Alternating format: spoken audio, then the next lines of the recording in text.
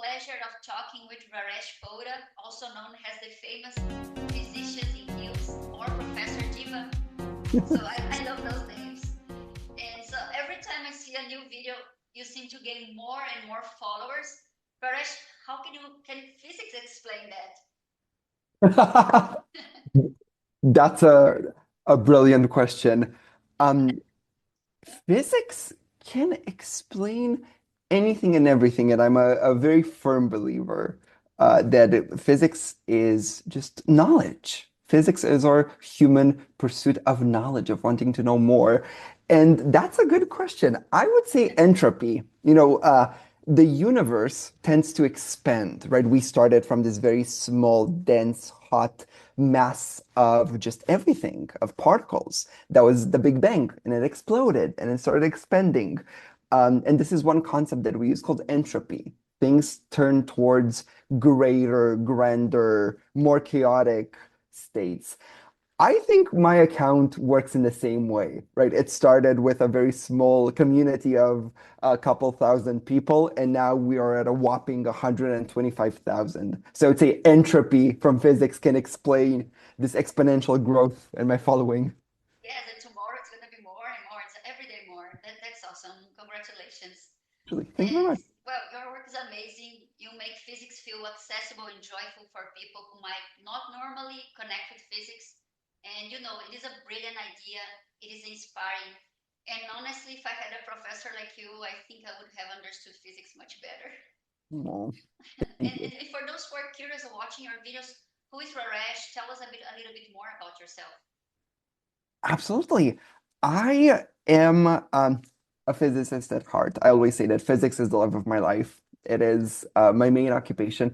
But I am also a person that loves art. And my whole life, I've been told that I should make a decision. Right? You can't have it all. You can't do both. You need to either pick physics so that you can be a serious physicist, or you need to pursue art properly. And I was never content with that. Radish is a person who feels things very deeply. Radish is a person who always wants more. I grew up in Romania. I was born and raised in Romania, and I wanted more. I wanted more physics. I wanted more research. I wanted more career opportunities. So I moved to the US. I lived in California for a couple of years. I did research in California, and then I came to Illinois because I got a very good research opportunity here. And I never settled for enough. I've never declared myself, I have enough. I know enough. So that's what Irish is. Irish is a person that is curious, that is excited for life, and is a person um, that never settles. And that's also what physics is. Physics never settles. We can never have enough knowledge. So Radish is both a physicist and an artist because there's only so much you can uh, feel and do in physics. You always need more. Yes, always more. It is brilliant the way you're bringing together science, creativity, dance, fun, personal expression in such a way. And well, I would like to know what inspired you to communicate physics like this, and how has been your journey so far? Ooh.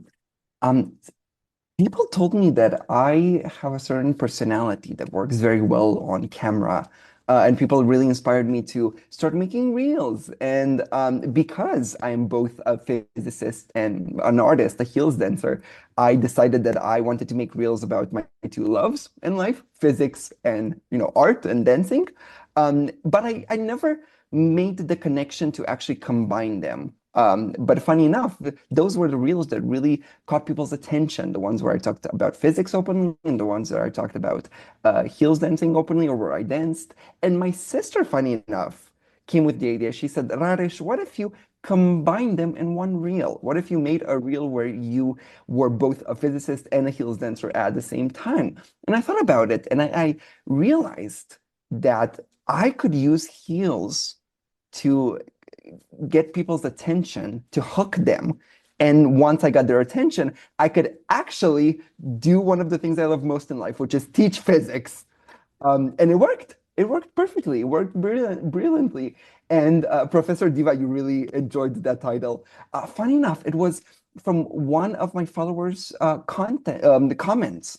Someone commented under my first ever Explaining Physics in Heels reel and said, "Wait, Professor Diva, can you explain again?" And I thought it was just such a charismatic title that it just stuck, and I stuck with it. So that's how it all started. Oh, that's genius. And your sister, she's a physicist too? No, my sister is a journalist, Oh, just like really? you. So I think it really took a trained journalist's eye to see the opportunity and to really give me that brilliant idea. So I'm saying also, if Anna, if you're watching this, hi, thank you for coming up with the idea. You set me on a brilliant path. Yeah, definitely. And is she the girl in your videos? You have like some videos talking about love life. Is your sister? No, that is a good friend of mine, Oh, okay. who also happens to be a Canadian pop star. Oh, Would you look at that? Everyone, a lot of artists are nerds in disguise, and a lot of nerds are artists in disguise. yeah, definitely. Oh, that's Yeah. awesome. And you have help when you're recording your videos. You have somebody else with you. No, all of my reels are shot on my own.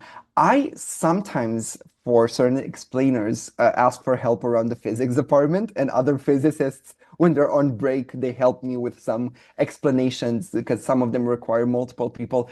But almost all of my reels are filmed on my own, which is nice. It gives me a lot of creative freedom. I feel like that's one thing people really love about my content. That's that my content is really me. I am reflected 100% of my content. Everything that I put out is a figment of my imagination, and people love that about it. Yes, I love your videos. And what are the main challenges behind creating those videos? For example, Ooh. For every single physics explainer, I have to come up with um, a very strong analogy for physics. I think that's the most difficult part because I don't just explain straightforward everyday physics. I explain some very abstract notions like quantum mechanics, or I just did a reel on optics. For those topics, it's very important to give people something that they can hold on to. And what they can hold on to is either a very strong image or an example that they recognize from their own lives. In both cases, you need to make physics approachable by making it visual. When I teach people, the biggest challenge is not giving them an image that works for me, but coming up with an image that works for them because I already know the material, right? I want someone else to be able to visualize it. And for some concepts, like electric fields, for example, I had to think so incredibly much. And I tried a couple of images, and none of them were really as specific as I wanted them to be. Physics is incredibly specific. Accuracy is a very important thing. And so the biggest challenge is for me to come up with images that are clear, that are accurate, but are also fun. yeah, yes, yes, and you do it because your videos are complete. You're amazing. I really love your videos. I'm every day waiting to see if you're gonna post something new. Thank you very much. That's very sweet of you. Yes, I'm your fan. And, as your visibility and following continues to grow every day, what are your plans? Your future plans? What are you planning to do with all this attention? Ooh, I've one of my biggest dreams has always been to publish books. And I've always wanted to publish books that make physics accessible. And also really wanted to publish books about how we can apply physics concepts to our everyday life, right? We, for example, talk about energy so incredibly much, yet very few people know how to define what energy is. And I think that if I were to write a book demystifying, demythologizing those physics concepts that have become buzzwords, and to really show just how human physics is, I think that would be really a passion project that would um, help a lot of people Yeah, understand their lives better.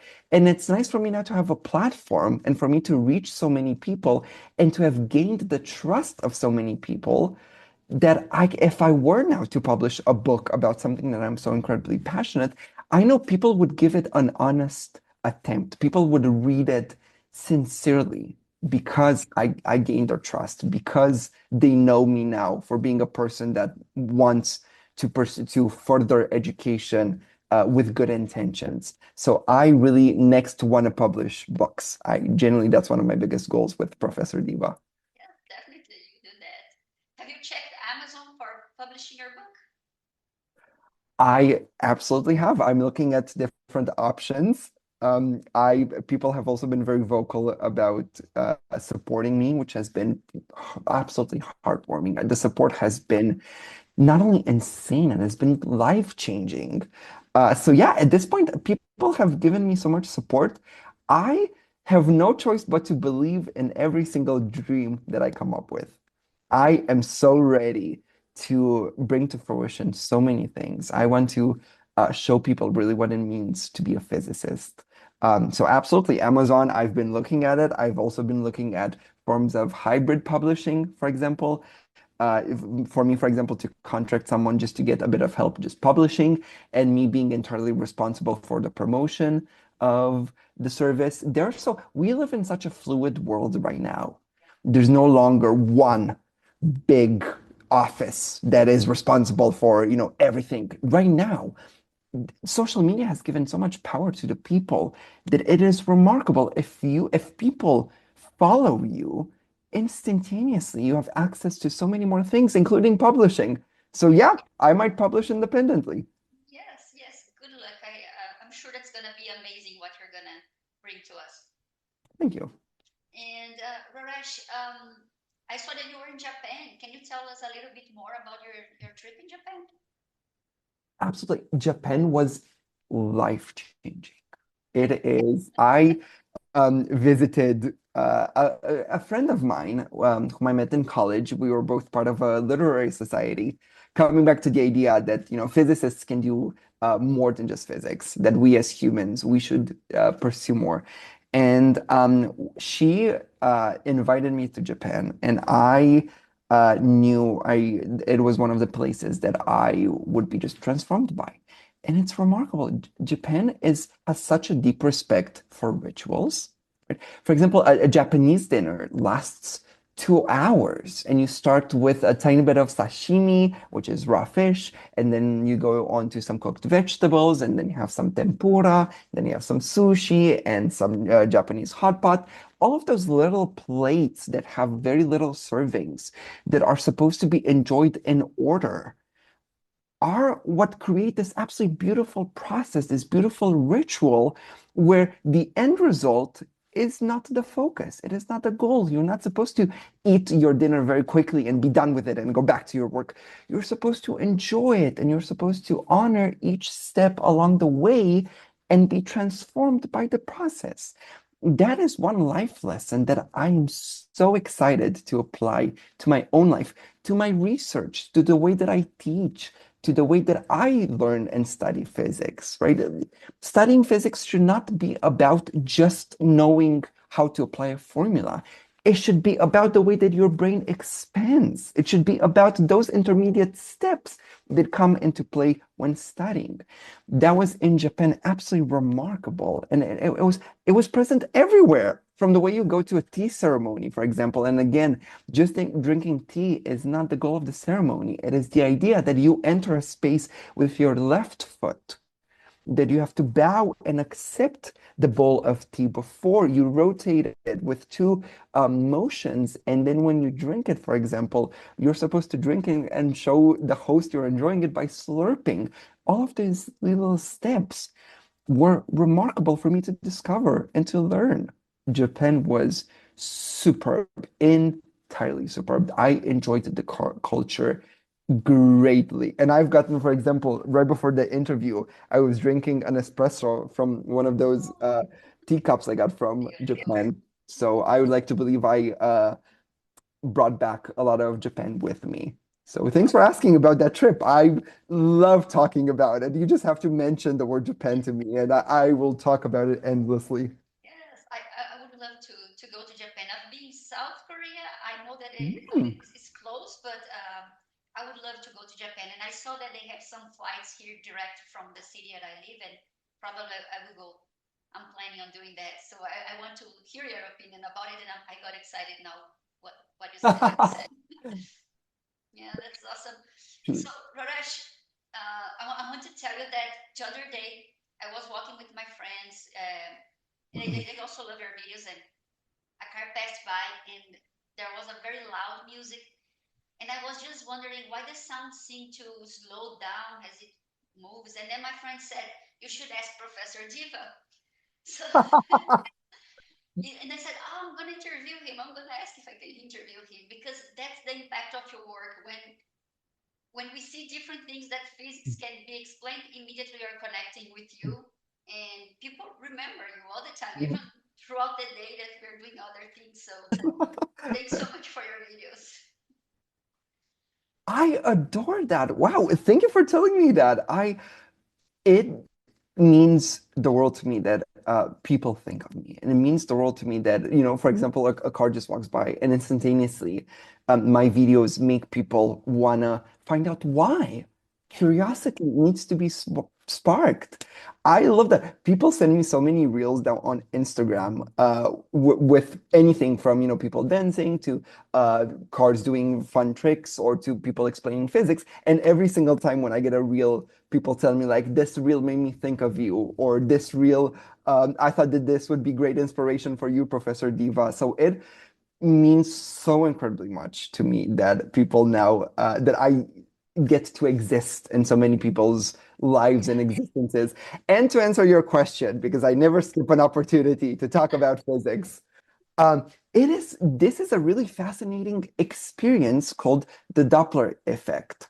So the how high or low a note is, so a pitch, is dependent on what we call a frequency, meaning that the air particles, they go up and down when something makes them vibrate, when something agitates them. That vibration, that up and down motion is sound. It travels to our ears. The air particles agitate our ears, and our ears interpret that experience as sound.